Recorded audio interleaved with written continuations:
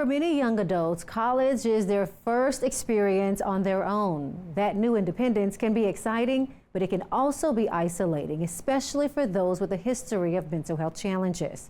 In partnership with the University of Southern California's Center for Health Journalism, we take a closer look at how one young woman lost her battle with mental illness and how those who loved her are fighting to prevent future tragedies. She was one of the most brilliant people I have ever spoken to in my entire life. She was put into this impossible situation. Zach Duguay met Rachel Shaw Rosenbaum at a scholarship weekend in March of 2020. When COVID-19 canceled their summer plans, they decided to spend the time together. It was a very special summer. Fall brought a return to real life. I went to Caltech, she went to Yale. While Zach started his freshman year online, Rachel lived on Yale's campus during the pandemic. It was very, very isolating. Dr. Jesse Gold, the Chief Wellness Officer for the University of Tennessee System, explains that even without a pandemic, college can be a challenging time for many students' mental health. I think that college has always been a time of identity development, but if you throw in experimentation with substances, being away from home, trying to make new friends and loneliness, and all of those brain changes, I think we see an increase in mental health conditions as a result. Zach says when they spoke, he could tell Rachel was struggling. She would call me in like a panic, like a lot of times about like her assignments and stuff. I mean, she talked about feeling suicidal. Rachel sought support, even checking herself into the hospital for 9 days. Her professors were pretty generous about like extensions. She finished her first semester with good grades, but had to drop a class to catch up. Advisor said, hey, if you had to go to the hospital again and you had to drop more than one class, then you would be academically ineligible. She also worried about the consequences of possible medical withdrawal. Under Yale's policies at the time, a leave of absence may have meant she couldn't return until the following spring. It can feel like it is your entire future. It is like you are temporarily de-studented, which for people in that position is a bit like dying.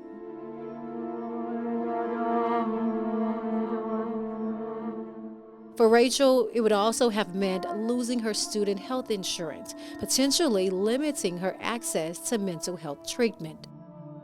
Faced with a difficult choice, Rachel chose to stay in school as her mental health declined. She died by suicide in March of 2021.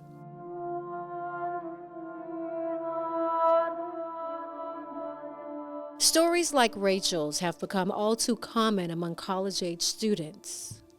Over 13% of them have suicidal thoughts in the past year. Data from a Healthy Minds report shows more than a third display depressive symptoms, a slight decline from its peak in 2022, but still almost twice what it was a decade ago.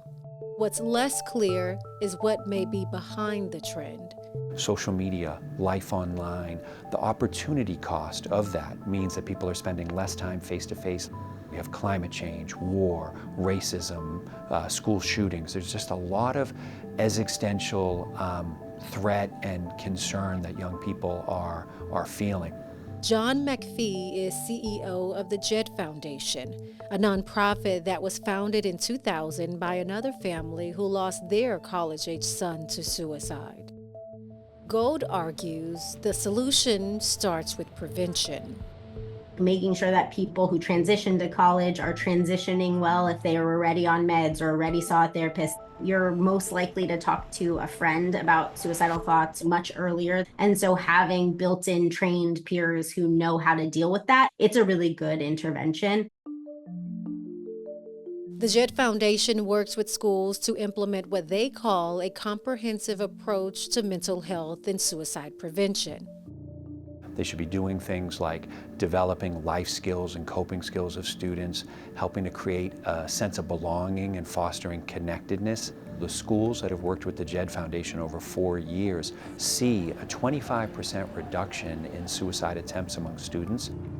Zach still finds it hard to speak about Rachel's death, but he says the tragedy was also motivation. He became a founding member of Eli's for Rachel, a group dedicated to changing the school's policies around mental health. In August of 2023, the group won a settlement against Yale. Among other changes, it's now easier for students to take and return from medical leave. The new rules also allow students to remain on Yale's health insurance while on leave. In a statement, the school told us, quote, Yale University offers a wide range of mental health services for Yale students, citing the 2023 changes to leave policies as well as a variety of counseling and medication management services. Had they existed back then, I think Rachel would not have felt nearly the dilemma that she did. Still, there are more changes Zach would like to see. We needed to push forward and keep fighting. A fight he takes on in honor of Rachel. I'm Dr. Nicole Clark, looking out for your mental health. Thanks for watching our YouTube channel. Let Spectrum News be your resource for balanced, in-depth political coverage. And click the subscribe button here. You can also download our app and watch us on TV to learn more about the candidates, where they stand on the issues, and more. We'll see you then.